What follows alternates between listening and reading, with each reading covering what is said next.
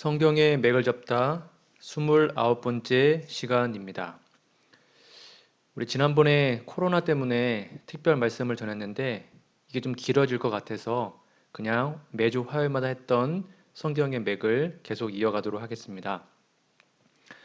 이거는 시리즈 설교라서 지난번 거를 못 들으신 분들은 여기 화면에 보이는 팟빵 사이트에 가셔서 복습을 하셔도 괜찮습니다. 오늘은 이어서 성경의 맥을 잡다 29번째 시간을 가져보도록 하겠습니다. 우리 지난 시간에 유대교 전체가 복음이었다. 그러니까 이제 혼인 예식을 통하여 저희가 이제 복음을 좀 살펴보고 있는데요. 잠깐 복습을 하면 이 혼인을 나타내는 용어가 있었다 그랬죠. 크게 두 가지가 있습니다. 가모스가 있고 데이프론이 있습니다. 가모스는 그냥 혼인식 자체나 혼인잔치 전체 둘 다를 포함하는 게 가모스이고요. 데이프노는 혼인식에서 저녁 식사 같은 큰 만찬, 같이 식사하는 만찬을 뜻하는 것을 데이프노이라고 합니다. 이게 구별되어야 됩니다. 그래서 성경에서는 주로 하나님 나라에서 누리는 구원을 상징합니다. 그리고 혼인을 나타내는 용어가 있다고 그랬죠. 에루심, 키두시는 약혼이라는 뜻이고 후파는 신부를 집으로 데려오는 혼인 예식을 말하고요. 가모스는 제가 조금 전에 말씀드렸죠. 혼인식 또는 혼인잔치를 말하고 있고 데이프노는 잔치, 만찬을 콕 집어서 말하고 있습니다. 자, 오늘은 혼인잔치의 비유와 거기에 대한 시간적 요소들에 대해서 좀 살펴보도록 하겠습니다.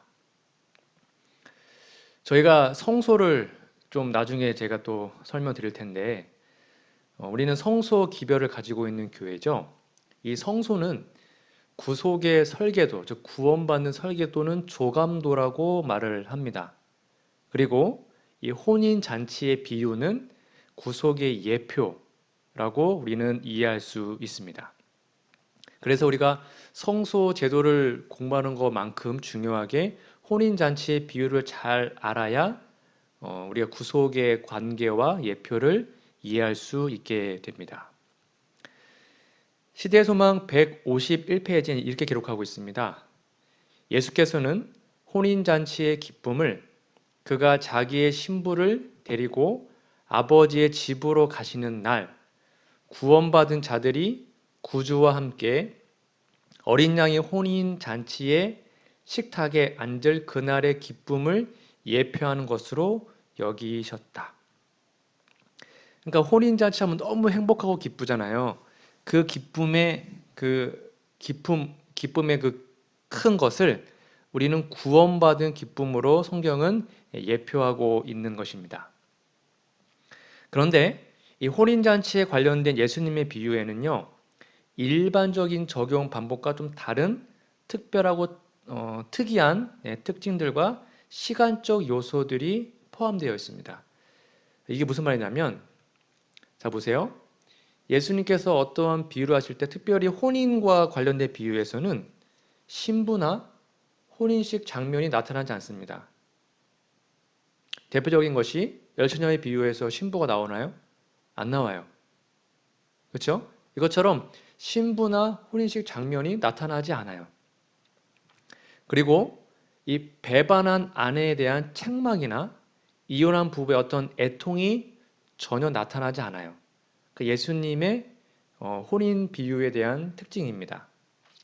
그리고 세 번째는 뭐냐면 주된 관심사는 이미 예비된 혼인잔치를 위해서 뭔가 초청이 보내지잖아요. 뭐 사거리로 가가지고 다 데리고 와라 등등. 그다음에 그 초청에 대한 손님들의 반응, 저 뭐 소 샀어요, 저 밭 샀어요, 안 갈래요라는 그런 반응과 그 손님들의 반응에 대한 주인의 결정. 그럼 넌 들어오지 마라. 너 나가서 일을 갈겠다 등등. 이렇게 손님들의 반응과 주인들의 반응으로 결정이 됩니다. 그리고 네 번째는 이 비유들의 성격은 뭔가 좀 심판적인 모습을 가지고 있습니다. 봤더니 어떤 사람이 옷을 안 입고 있습니다.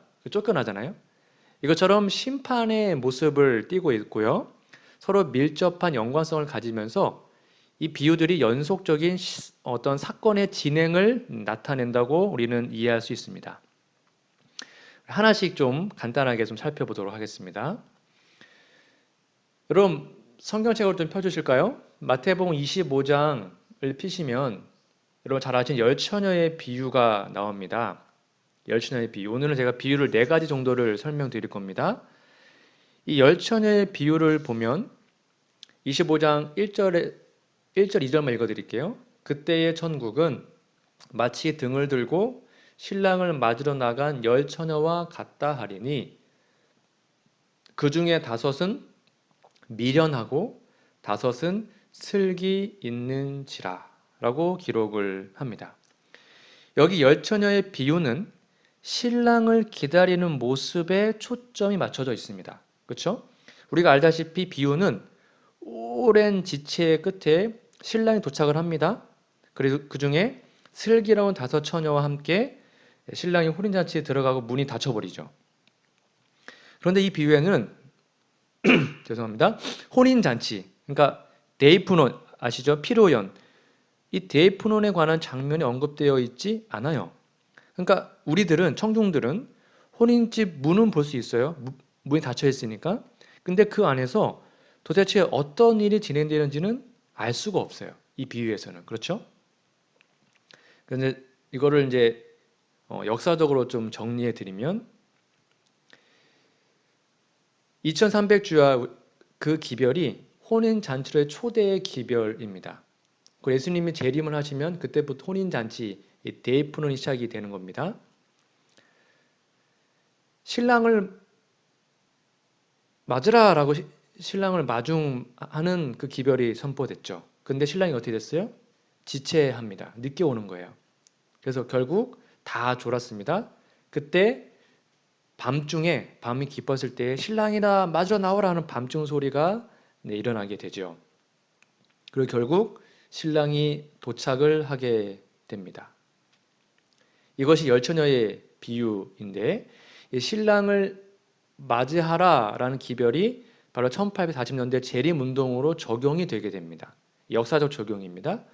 근데 신랑이 지체가 되죠. 그래서 1844년 봄에 작은 실망, 날짜를 정했다가 예수님 오시질 않잖아요. 그래서 그들이 실망을 하게 됩니다. 작은 실망을 하게 돼요. 그때 1844년 여름에 제7월 운동, 밤눈 소리부터 다시 한번 하나님의 재림을 전파하는 운동이 시작되게 됩니다. 그리고 1844년 가을에 신랑이 도착했는데 그게 재림이 아니라 지성소로 들어가셨잖아요. 그때 지상에서는 대실망을 겪게 되죠. 이것이 열처녀의 비유의 역사화된 모습입니다.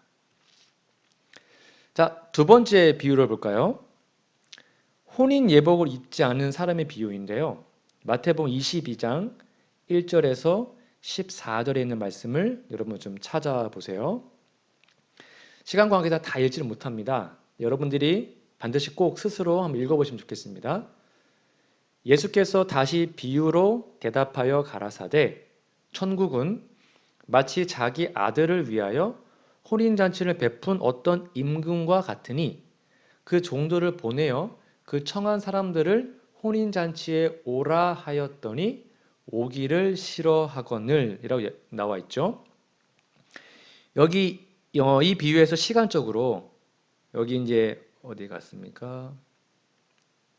네, 2절에 보면 혼인잔치를 베풀었잖아요. 이것은 헬라어로 아리스톤입니다. 쉽게 말하면 오찬이에요. 이 오찬은 뭐냐면 아침 식사 또는 점심 식사를 말합니다. 만찬 아니면 데이프논이 아니고 오찬입니다. 근데 번역을 혼인 잔치를 했을 뿐입니다. 여기 분명히 점심 식사를 의미합니다. 이 부분을 우리 재림교회 주석에 보면 이렇게 기록이 되어 있습니다. 이 헬라어 아리스톤은 아침 식사 또는 점심 식사를 뜻한다. 여기서는 점심 식사를 말하는 것이 분명합니다.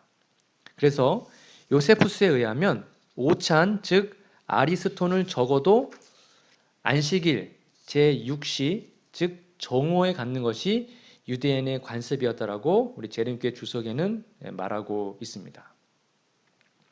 자, 이 부분을 제가 좀 더 쉽게 설명해 드릴게요.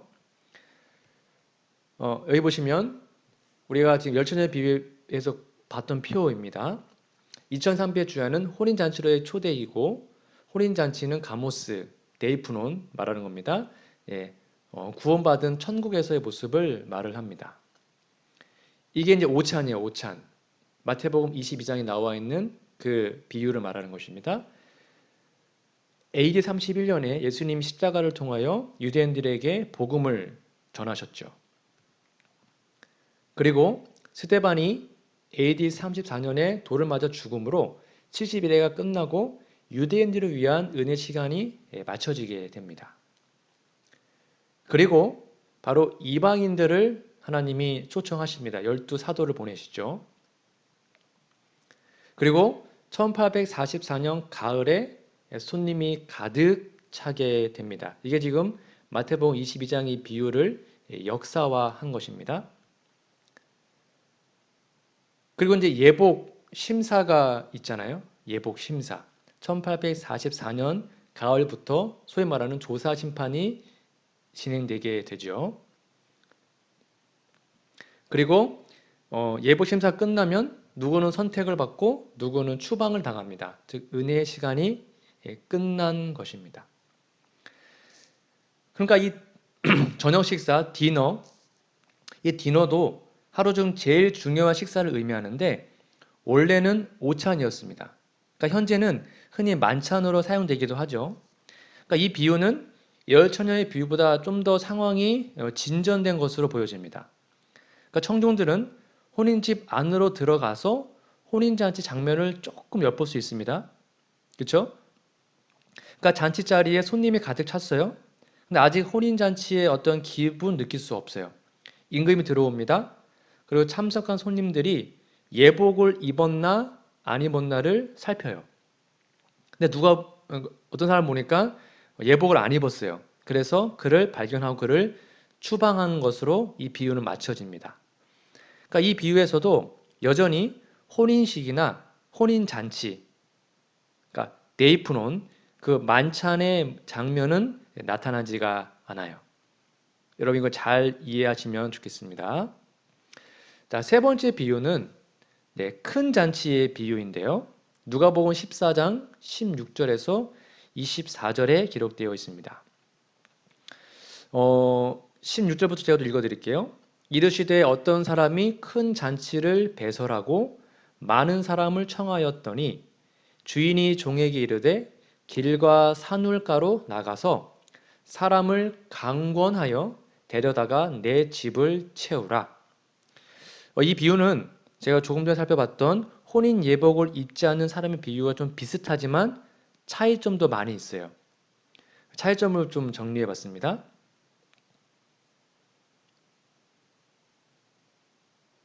그 전에 이 큰 잔치의 비유를 제가 좀 더 설명을 드리도록 하겠습니다. 큰 잔치 비유를 역사화한 것입니다.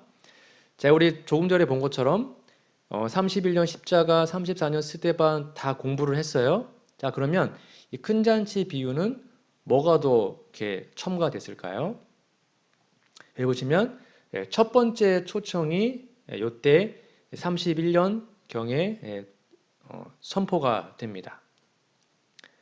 그 이전에요. 그리고 두 번째 초청 31년에 십자가를 통하여 하나님께서 백성들을 이렇게 혼인잔치로 초청을 하시죠. 그리고 세 번째 초청이 바로 1844년 가을에 있는 세 번째 초청이 기록이 되어 있습니다.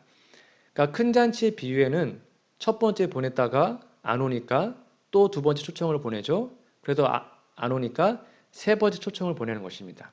그렇게 첫 번째, 두 번째, 세 번째 초청이 역사적으로는 여기 PPT 보시는 것처럼 십자가 전에 그리고 십자가 그리고 1844년 가을에 이렇게 세 번째 초청까지 보내어지게 돼요. 정리되셨죠? 그런 다음에 큰 잔치, 이 만찬은 재림 후에 하늘에서 우리가 맞이하게 되는 것입니다. 자, 그러면 이 두 비유의 차이점이 있습니다. 자, 마태복음 22장에 나와 있는 예복 입지 않는 사람의 비유랑 누가복음 14장에 나와 있는 큰 잔치 비유는 차이점이 있습니다. 우선은 두 비유가 주어진 배경이 다릅니다. 혼인 예복을 입지 않은 사람의 비유는 예수님을 체포하려는 어떤 시도와 관련해서 주어졌지만 큰 잔치의 비유는 바리새인의 집에서 주어집니다. 그리고 혼인 예복을 입지 않는 사람의 비유에서는 잔치가 임금에 의해서 베풀어졌지요. 그러나 누가복음 14장의 큰 잔치의 비유는 평민에 의해서 베풀어졌습니다.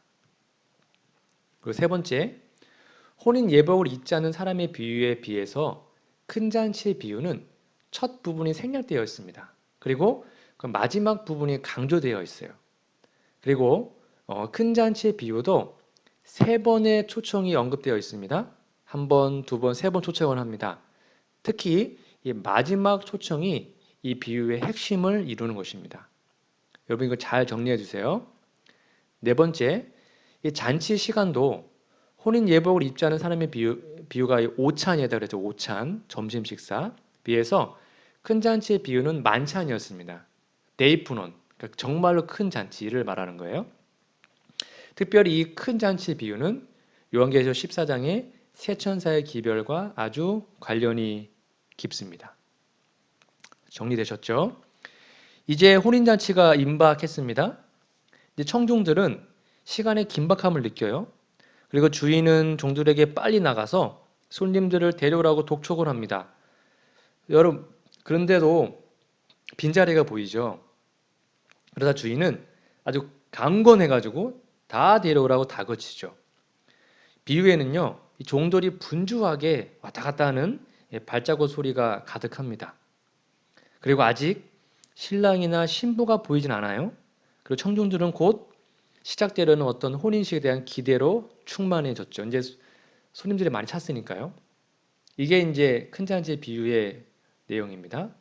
자, 그러면 마지막 네 번째 비유는 깨어있는 종의 비유입니다.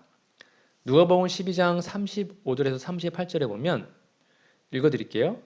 허리에 띠를 띠고 등불을 켜고 서 있으라.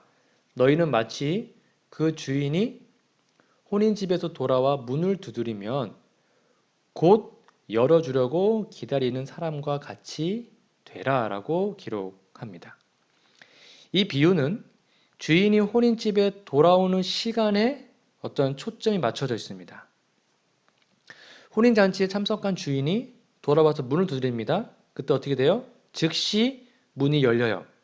그리고 감격한 주인은 종들을 자리에 앉힌 후 자신 허리에 띠를 띠고 수종을 들어요.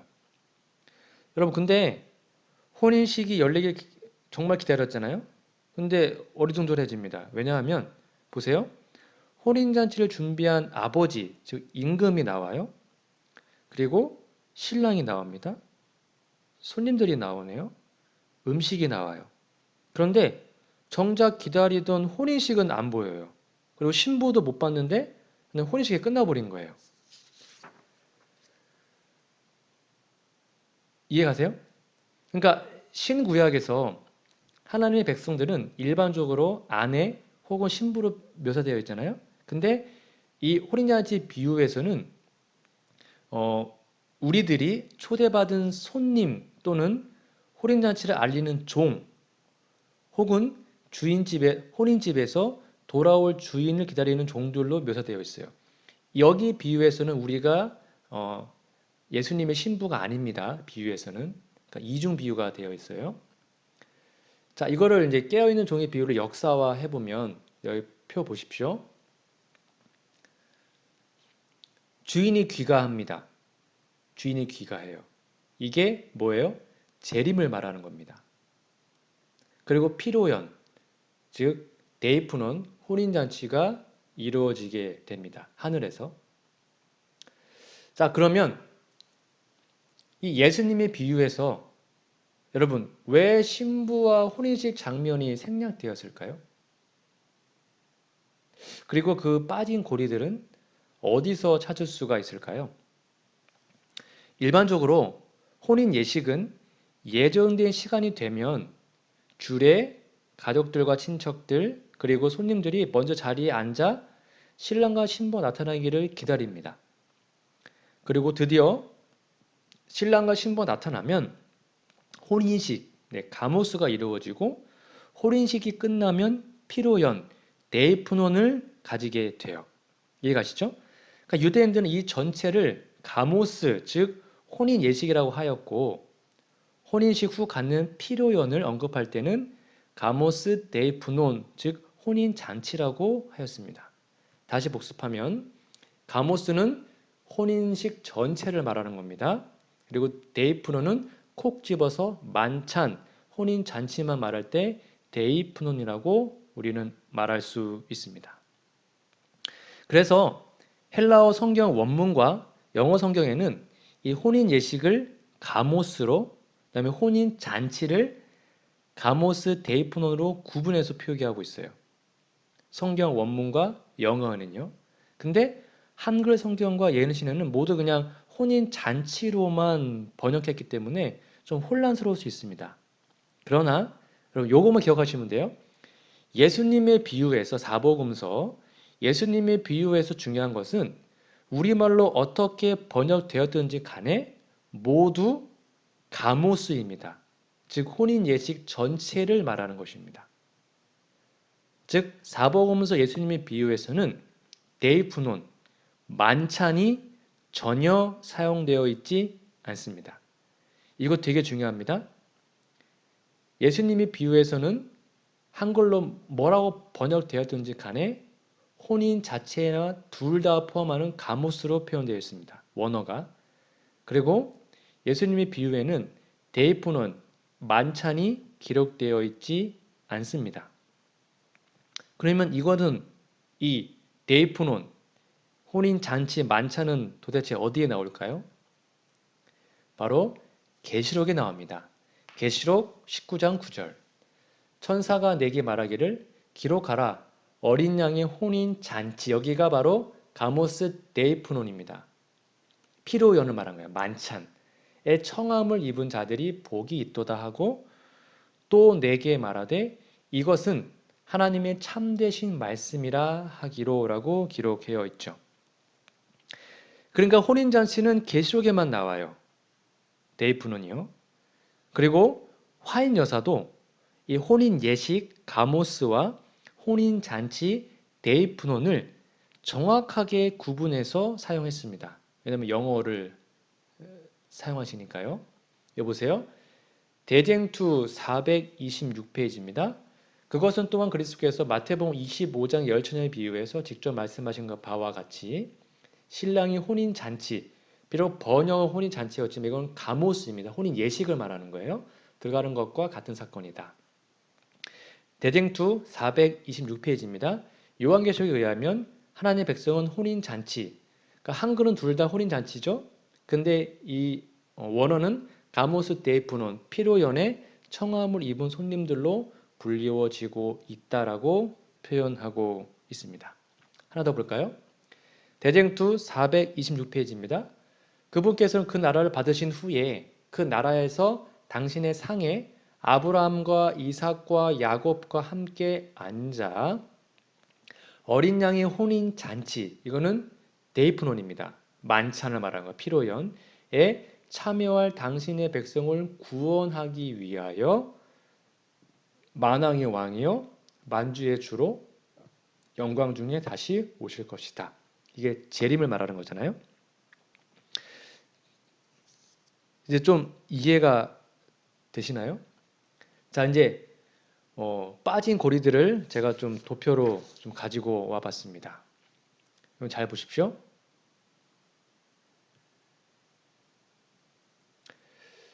소위 말하는 70일에 여러분 아시죠? 490년은 유대인을 위한 초청 기간이었습니다. 그리고 AD 34년 스데반이 돌에 맞아 죽은 다음에 그 다음부터는 이방인의 초청 기간입니다. 1810년 동안. 그리고 1844년에 바로 잔치가 시작이 됩니다. 그리고 삼중기별, 최후의 초청, 큰 잔치 비유에서 최후의 초청, 기별이 삼중기별, 세천사 기별을 통하여 마지막으로 전파가 되죠. 그리고 혼인식이 시작이 됩니다. 그리고 예수님의 재림이 이 땅에 임하게 되죠. 그리고 피로연, 데이프노는 우리가 하늘에 가서 천년기 동안에 하게 되는 것입니다. 그리고 예수님의 비유의 범위는 바로 유대인의 초청 70일의 시작부터 여기 혼인식까지 재림 전까지가 예수님의 비유의 범위입니다. 예수님의 비유는 저 데이프논, 피로연에 관한 것은 나와 있지 않아요.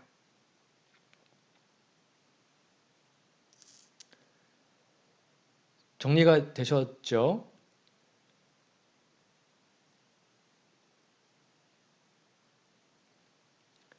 그러나 여전히 빠진 고리는 있습니다.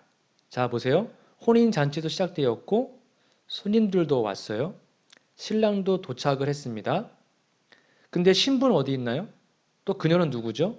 그리고 어린 양의 혼인 잔치는 언제 어디에서 있게 될까요? 이것은 신부와 혼인식에 대한 이해가 선행되어야 해결할 수 있는 문제입니다. 다음 주부터 저희가 본격적으로 이 부분을 다루게 될 것입니다. 예수님의 비유 중에는 혼인식, 가모스만 사용하고 있어요. 그리고 혼인잔치 데이프노는 사용하지 않으신 것은 예수님의 비유가 재림 후에 있을 어린 양의 혼인잔치를 다루고 있지 않기 때문입니다. 무슨 말이에요? 즉 혼인잔치는 이미 선택이 끝나고 모든 사람의 운명이 결정된 이후에 있게 되죠. 그러니까 예수님의 비유의 핵심은 그러한 은혜의 시기가 끝나기 전에 우리가 어떻게 취해야 되는지 우리의 태도에 대해서 초점이 맞추어져 있기 때문에 예수님의 비유에는 데이프논, 만찬에 대한 기별이 없는 것입니다. 이 부분 여러분들이 꼭 기억해 주시면 감사하겠습니다. 실무교훈 325페이지입니다. 진정한 재림 준비. 그리스도께서는 당신의 재림의 때가 가까웠음을 보여줄 징조를 말씀해 주시고 당신의 제자들에게 깨어 준비하라고 명하셨다. 다음으로 그는 그의 재림을 기다리는 것이 무엇을 의미하는지를 보여주셨는데 그것은 무료하게 기다리는 일로 시간을 보낼 것이 아니라 부지런히 일하면서 시간을 보내라는 것이었다. 이러한 교훈을 달란트의 비유로서 가르쳐 주셨다. 실물교훈 325페이지입니다. 그러니까 지금 우리가 어린아이 혼인잔치 그 최후의 만찬에 들어가기 위해서 준비하라고 예수님께서 여러 가지 비유를 말씀하고 계신 겁니다.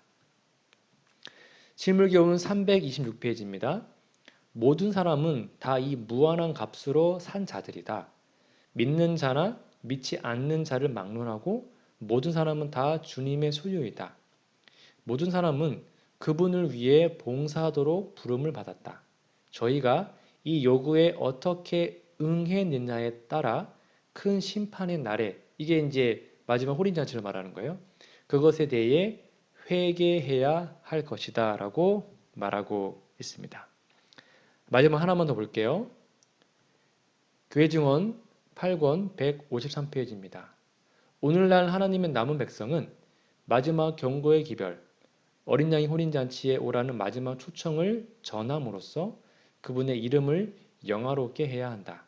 그들이 하나님의 기대를 이룰 수 있는 유일한 길은 이 시대를 위한 진리를 대표하는 자들이 되는 것이다. 아멘.